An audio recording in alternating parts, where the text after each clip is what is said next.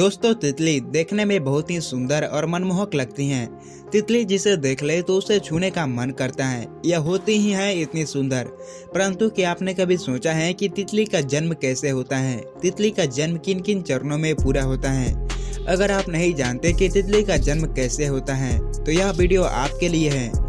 इस वीडियो में हम तितली के जीवन चक्र के बारे में जानेंगे, इसीलिए आप वीडियो को पूरा देखिएगा। तो चलिए शुरू करते हैं और जानते हैं कि आखिर तितली का जन्म कैसे होता है। तो नमस्कार दोस्तों, मैं हूँ विकेश और आप देख रहे हैं एल1 यूनिवर्स।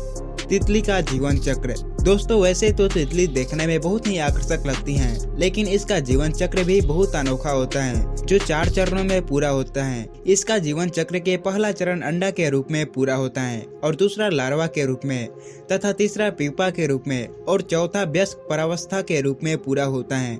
तो चलिए अब इन चारों को विस्तार से जानते हैं। नंबर 1, अंडा।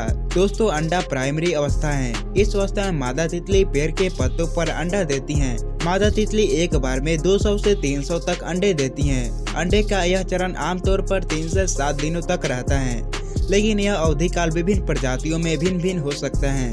अंडा के इस अवधि काल के अंत में अंडा काला हो जाता है और तितली अंडे देने के समय एक चिपचिपा पदार्थ स्रावित करती हैं, जो हवा के संपर्क में आते ही कठोर हो जाता है। यह चिपचिपा पदार्थ अंडा को सुरक्षित रखता है। इस पदार्थ को कोरियन कहा जाता है। इस अवस्था में अंडे कुछ समय तक रहते हैं। इसके पश्चात यह लार्वा में रूपांतरित हो जाते हैं। Number 2, larva. दोस्तों इस अवस्था में अंडे विकसित होकर लार्वा में रूपांतरित हो जाते हैं तथा इसे कैटरपिलर लार्वा कहा जाता है। लार्वा को इस प्रावस्था में रहने का कुल समय 2 से 5 सप्ताह तक होता है। इस अवस्था में लार्वा पेड़ के पत्तियों को भोजन के रूप में ग्रहण करता है तथा लार्वा अपना सारा समय भोजन की तलाश में निकालता है तथा अपना सारा ध्यान भोजन करने में ही लगाता है और इसका आकार तथा वजन बहुत अधिक बढ़ते जाता है। इसका शरीर कई खंडों में बना होता है। भिन्न भिन्न प्रजातियों में इसका रंग अलग अलग होता है। अधिकांश लार्वा शाकाहारी होते हैं जो पेड़ की पत्तियों को खाते हैं और यह माना जाता है कि बटरफ्लाई के जीवन चक्र का यह सबसे खतरनाक अवस्था होता है।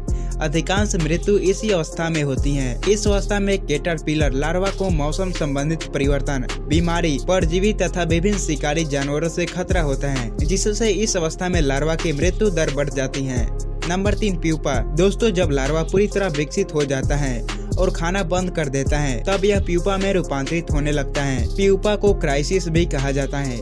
इस अवस्था में लार्वा एक विशेष प्रकार के हार्मोन का स्रावित करता है। यह हार्मोन लार्वा को प्यूपा में परिवर्तित होने के लिए महत्वपूर्ण भूमिका निभाता है। प्यूपा में परिवर्तन होने के लिए लार्वा एक उचित स्थान का चुनाव करता है। अक्सर लार्वा पेड़ के पत्तियों के नीचे के हिस्सों को चुनते हैं तथा लार्वा उस स्थान पर एक विशेष प्रकार के रसायन का स्राव करते हैं, जिसको वह अपने चारों ओर लपेटना शुरू कर देते हैं। यह रसायन हवा के संपर्क में आते ही कठोर पदार्थ में परिवर्तित हो जाते हैं। इस अवस्था में यह 1 से 2 सप्ताह तक रहते हैं। विभिन्न तितलियों की प्रजातियों में प्यूपा अलग अलग रंग का दिखाई देता है। इस अवस्था में तितली के विभिन्न अंग विकसित होकर प्रारंभ हो जाते हैं। प्यूपा के अंदर कोशिका तथा ऊतकों का विकास होता है, जिससे उसके पंख, आँख, सिर तथा शरीर के दूसरे भागों का निर्माण होता है। नंबर 4, वयस्क परावस्था। दोस्तों यह अंतिम अवस्था है।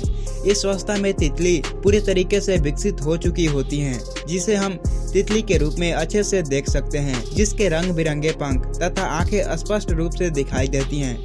यह पूर्ण रूप से विकसित होने के पश्चात अब अंडा देने के योग्य हो जाती हैं तथा अपने साथी की तलाश करना शुरू कर देती हैं। अब यह अपना भोजन फूलों से और पेड़ के नर्म छालों के रस और फलों के रस से प्राप्त करते हैं। तो दोस्तों आप समझ गए होंगे कि तितली का जन्म कैसे होता है। दोस्तों आपको हमारा यह तितली के जीवन चक्र पर आधारित वीडियो आपको कैसा लगा हमें कमेंट करके जरूर बताएं और वीडियो को एक लाइक और चैनल को सब्सक्राइब जरूर कर दें। वीडियो को पूरा देखने के लिए आपको बहुत बहुत धन्यवाद।